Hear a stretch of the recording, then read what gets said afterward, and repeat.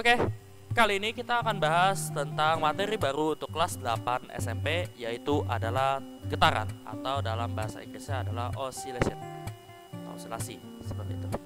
Next, kita masuk saja. Jadi kita perhatikan dulu pendahuluannya. Di sini ada ayunan, ada pendulum jam.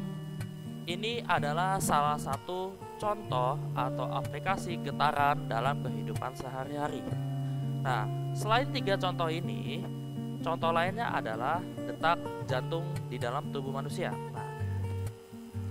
Nah, contoh lainnya adalah bel listrik atau bel rumah, ya. Jadi kalau kita klik di sini, itu dapat bergetar atau berdering, ya, seperti itu. Juga contoh lainnya adalah getaran telepon.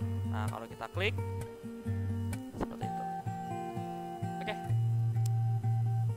Dari contoh-contoh alat-alat tersebut, maka definisi dari getaran itu adalah gerak bolak-balik dari suatu benda melalui titik keseimbangannya, ya.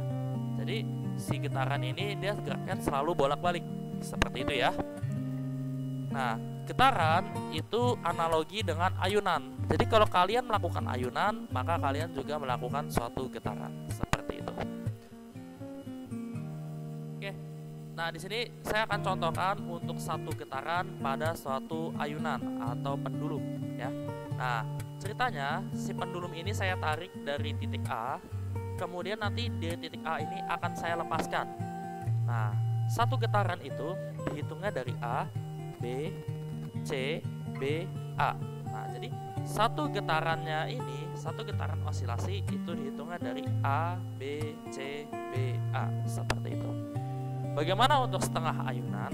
Nah, kalau untuk setengah ayunan berarti adalah gerak dari A, B, sampai C saja, seperti itu, ya.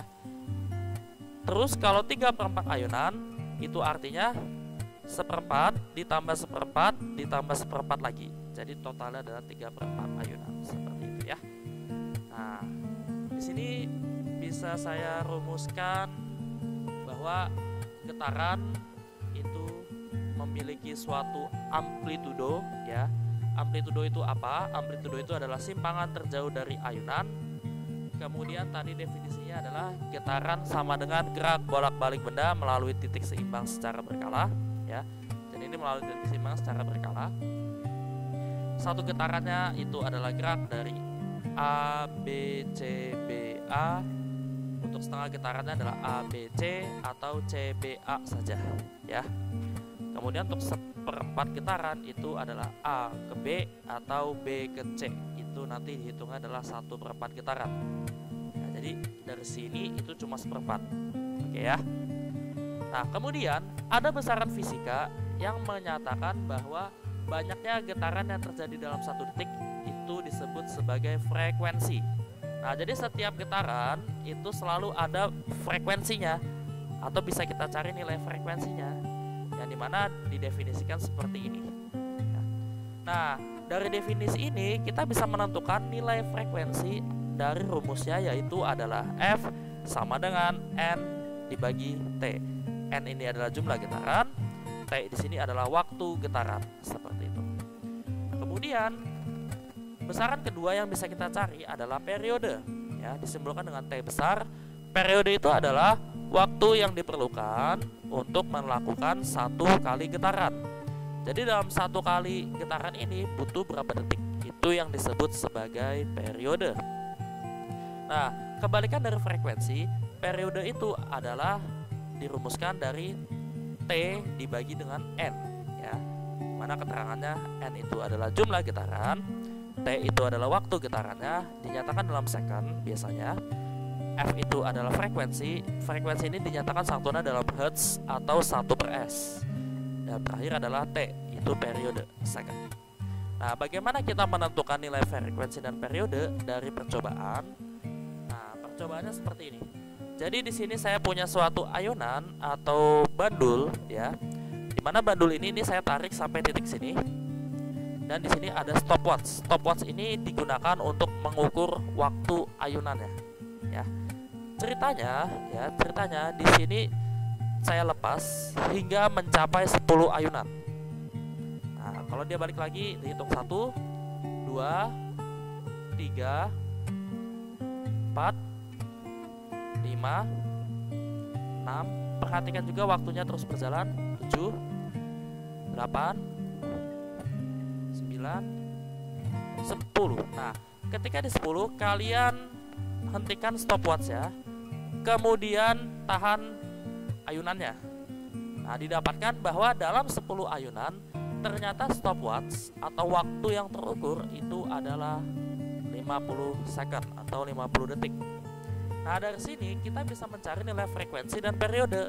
Bagaimana mencarinya? Kalau frekuensi itu disimbolkan dengan F, tinggal masuk aja F sama dengan N dibagi T ya. Jadi F-nya ini adalah N bagi T. Berarti N-nya itu adalah 10. Kita tulis di sini 10 dibagi dengan waktunya 50. Nah, ini 0-nya bisa kecoret, maka nanti F-nya itu jadinya adalah 0,2 Hz ya, dari 1/5 ya, 1/5 kalau dijadiin desimal itu 0,2 Hz. Kemudian selain frekuensi kita juga bisa mencari nilai periode. Nah, kalau periode rumusnya tinggal dibalik aja, yaitu T bagi N atau T sama dengan 50 dibagi 10. Nah, jadi ini 0 bisa coret, nanti hasilnya adalah 5 second atau 5 detik. Oke, seperti itu dalam menentukan frekuensi dan periode suatu getaran atau suatu ayunan. Next, kita bisa tabelkan seperti ini. Di sini saya misalkan adalah dalam waktu 1 detik, misalkan jumlah ayunannya adalah 10 kali. Maka frekuensinya itu adalah N per T, maka 10 per 1 yaitu 10. Periodenya adalah 1/10 ya, jadi selalu kebalikan ya. Kemudian kalau waktunya 2 detik, ternyata jumlah ayunannya menjadi 30. Maka frekuensinya berapa? Frekuensinya itu adalah 30 bagi 2, didapatkan 15 Hz. Dan periodenya adalah 1/15 dari 2/30.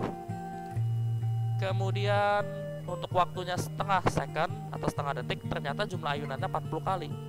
Berarti frekuensinya adalah 40 dibagi setengah ya. 40 dibagi setengah itu adalah 80, dan setengah bagi 40 itu adalah 1/80 second.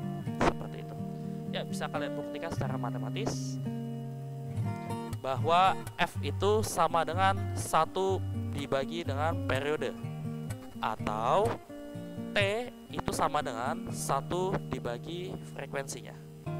Oke, seperti itu. Yap.